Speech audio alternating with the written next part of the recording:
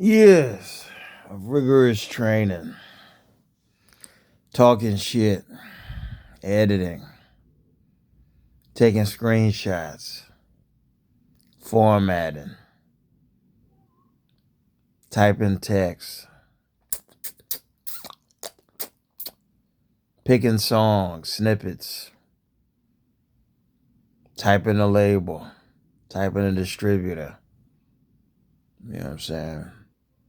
Making sure I get the label. You know what I'm saying? Making sure I get the copywriting, the management, coming up with phrases, putting in quotation. And I got $15. I had 23,000 view hours. You know what I'm saying? Getting messages. Hey, I was offended. You hurt my feelings. Could you delete that?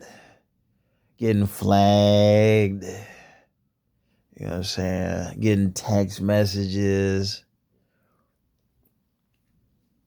Getting called from relatives. Hey, man, you hurt my feelings. That's going to cause tension. Relatives that owe me money that I loaned out to that can't pay me back. You know what I'm saying? Oh, they want to question me about stuff I posted that's controversial, that's sensationalized. But they don't want to mention nothing about money they owe me. You know what I'm saying? You got the unmitigated gall to call me about a video or a short I posted, but you ain't got nothing to say about money you owe me?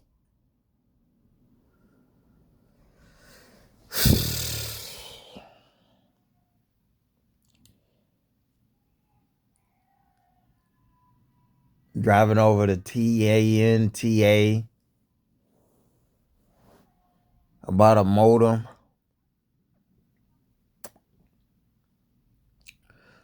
For fiber Uverse internet that didn't show up on the router when all I wanted was a landline, and it ain't showing up on the listing for 24 hours. I paid for it. It didn't show up on the listing. It took 4 hours. I offered them fruit, alkaline water with chlorophyll, Celtic salt, 8.5 with a mixture of 9.0 and 9.5 pH, chlorophyll, sea moss, and Celtic salt in a pitcher, but also alkaline ice cubes. Fresh fruit from a farmer's market, locally grown in California. Not no store-bought shit. You know what I'm saying? I was courteous. Give a 5-star review. I changed the password.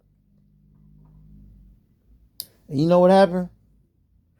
Somebody else pulled up from a different storefront with TANA, trying to sell me a chip to put in my phone to sell me a mobile device. I said, no, I just want internet. TANA, for Uverse, fiber, internet. They tried to sell me something else. I just want internet, fiber, Uverse. And I closed the door. So for 24 hours, I had no Wi-Fi signal. You know what I'm saying? So I drove to the store on El Camino. They said, oh, we don't do returns. I got to go to UPS. I used to work for UPS. So I already know it's going to be some BS. That's why they got the brown suit. I used to do unload, load, load and unload in the hot ass truck. You know how I know? I was a loader, unloader, and a packer. I worked the graveyard shift, twilight shift, back in 2017. You might have seen it on the news. At Potrero Hill, on Potrero Boulevard, 2017. Google it. I was a survivor. Can't get into detail, but I was there. I changed clothes, went home, 5250. I'm a survivor.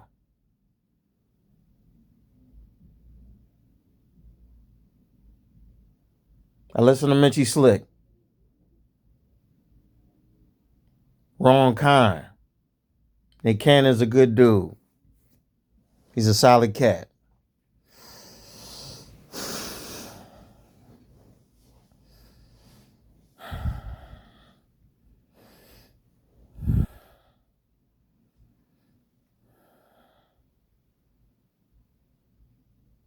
Lime green. So anyway,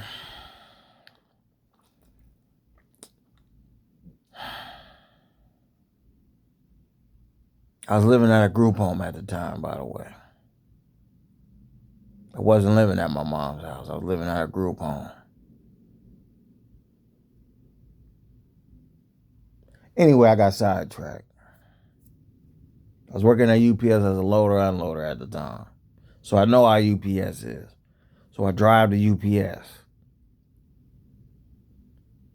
Then I got to drive from the AT&T store on El Camino Real to the UPS store. I park a block down, half a block down. Get on the phone with UPS up the cancel app on the cancel line. I was firm but polite. I was assertive and firm but polite. And to prove my point, she kept trying to extend the service. I made it clear. I was interrupting, but I was still polite and firm and assertive. Look, I apologize. I'm just trying to cancel the service. I kept interjecting. I wasn't interrupting. I was interjecting. And then at the end, I said, I apologize. I got no problem with you. I have a problem with the technician and the service. And then she said, well, wait a minute, sir. You keep interrupting me. I said, I don't have a problem with you, but I think it need to be a class action because I feel culturally disrespected.